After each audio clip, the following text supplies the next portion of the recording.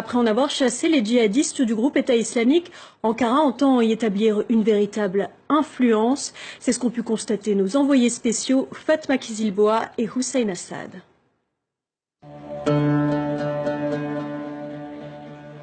C'est une file de camions qui s'étend chaque jour un peu plus.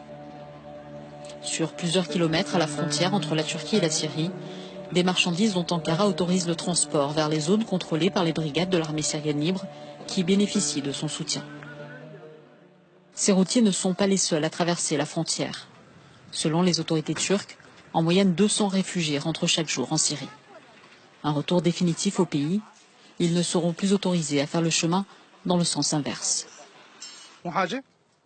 Je pense que maintenant ça suffit. Ça fait 5 ans qu'on est là. Notre famille, notre peuple nous manquent. Alors on rentre en Syrie, à Jarablus. Jarablus, une ville adossée à la frontière turque et reprise l'année dernière aux mains de l'organisation État islamique. Son visage a depuis profondément changé, avec dans le rôle de chef d'orchestre un homme, Yashar Aksanyar.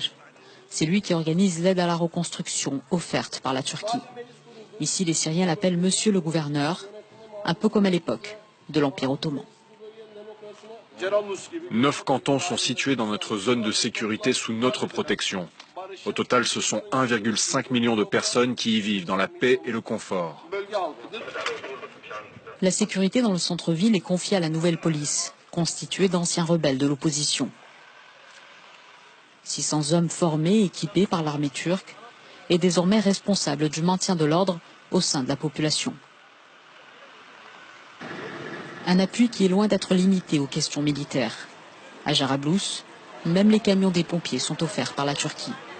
La poste turque a ouvert une agence, pas encore en service, mais le distributeur de billets a déjà été installé. Mais après des années passées sous la tyrannie de Daesh, c'est vers le nouveau palais de justice que les yeux sont rivés. Le juge nous offre une visite des lieux et l'on comprend très vite que certains sujets restent tabous.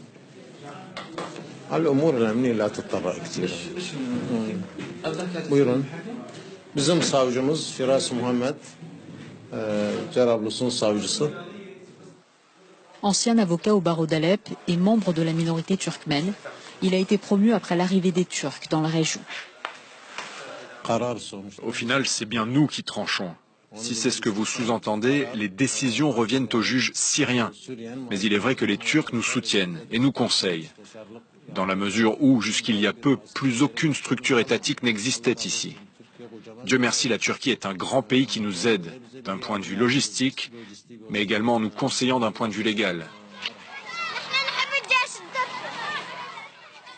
Les enfants sont de retour à l'école, rénovée par Ankara et dédiée à la mémoire des victimes de la tentative de coup d'État en Turquie.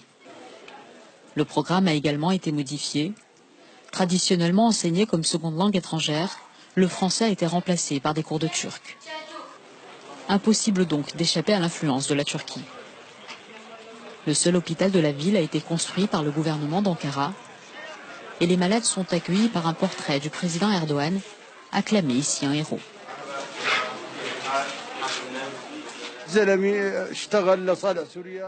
Il a fait plus de choses pour la Syrie que n'importe qui d'autre. Qu'est-ce que les pays arabes ont fait pour nous?